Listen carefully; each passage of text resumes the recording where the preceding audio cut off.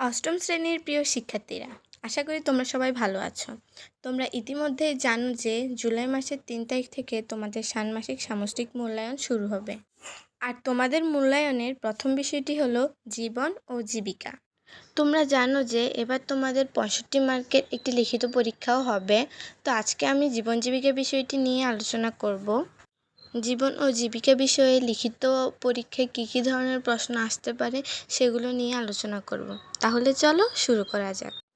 তোমাদের সিলেবাসে রয়েছে ১ থেকে ৫৯ পৃষ্ঠা পর্যন্ত, অর্থাৎ প্রথম ৩টি অভিজ্ঞতা।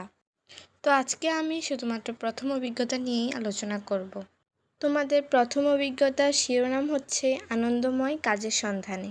এই অভিজ্ঞতাটি থেকে যেসব প্রশ্ন আসতে পারে সেগুলো হলো: পারিবারিক মজুত ব্যবস্থাপনা বলতে কী বুঝো, ব্যাখ্যা করো। পারিবারিক মজুত ব্যবস্থাপনার বিবেচ্য দিকগুলো কি কি, আলোচনা করো।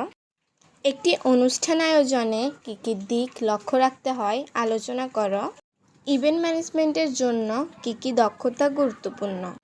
কোনো স্থানে আগুন লাগলে করণীয় কী। কিভাবে কোনো কঠিন কাজও আনন্দদায়কভাবে করা যায়, ব্যাখ্যা করো। চলো এখন এই প্রশ্নগুলোর উত্তর জেনে নিই।